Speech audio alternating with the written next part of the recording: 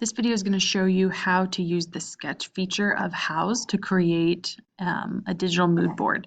So when you're logged into Houzz, you're going to go to your Houzz and then you will go down for where it says create new sketch. So click on that. The intro video is in Canvas. You can watch that. And then what we're going to do is create a mood board. So you can choose one of these backgrounds. There's a few more. So feel free to look through those. I'm just going to stick with a blank background.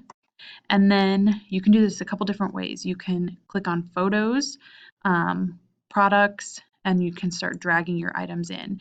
So if you click on photos, you can actually access your idea books. So then those are over here. So I've already saved some items from that. I think that might be the easiest way. So before you do the sketch, go through and save some products. You want to make sure the products have a white background like this. Save them into an idea book, then you can drag them in. So that's one way to grab them. So I'll come back to that. Another way you can look is if you click on products. So you can narrow the style down this way, and then you can narrow down the different items themselves. It is a little tricky navigating on this left-hand side. So I have clicked on furniture, but then if you scroll down, then it kind of goes more specific. And so it filters it, but you have to just scroll down to find that. So this is one way to do it, and you can drag things in. But I personally like grabbing from my idea book so that I know that the items are there. I know what I've already chosen. So I'm going to go ahead and click on this. So then what it does is it is just going to drop your items in, and when you click on the item, you can duplicate it if you need to. Okay, so maybe if you have like two of the same chair or whatever, you can flip it if you want it to be the other way, and then the information is going to populate over here on a shopping list for you. We won't use that, but it'll be nice to have. Okay, so I have my sofa, and then I'm going to grab a couple of my other items. Looks like it's going to make me grab them from one at a time. So once you start grabbing the items, you can kind of just resize and play around with how you want the layout to be. So I'm going to grab my rug, and I'm going to grab the last item. I don't have all the requirements that are needed for the assignment, so make sure you check Canvas for that so that you include everything. So once you have everything, so grab a few items at a time.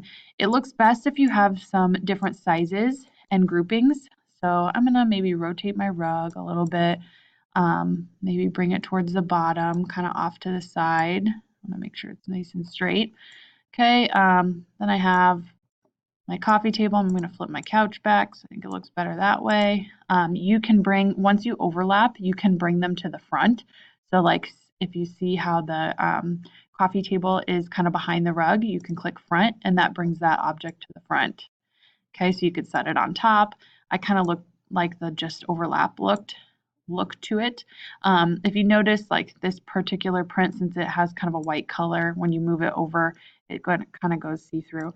So arrange your items, follow the requirements, make sure you have everything you need in terms of all of the requirements for the living room, or for whatever the requirements are.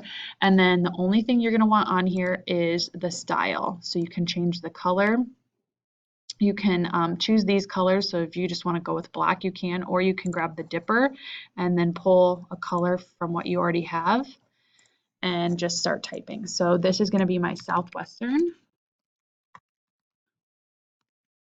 and I'll just leave it as that, and you can make it bigger or smaller. So all this needs to have on it for the requirements is just the style.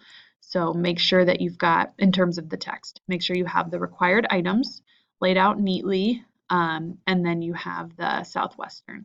So obviously larger piece of items like a sofa would probably look best a little bit bigger.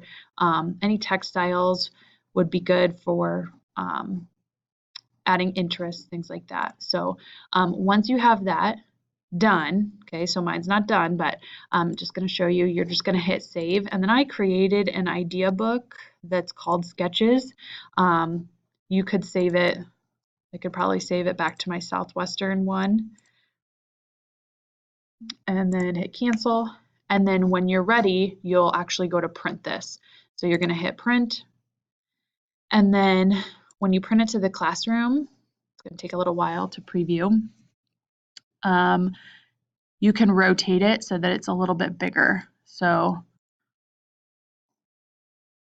if you leave it portrait, it will be the top half of the page. You can also change it landscape, and that will be a little bit bigger. And then just make sure you have one copy and make sure that it's in color, and then you can hit print. So then you would cut that out, and then that's going to go in your portfolio. If you have any questions, you can look on houzz.com or look on YouTube, but it's pretty user-friendly. Again, I would start with your idea book, find your photos, then come to the sketch feature. Good luck.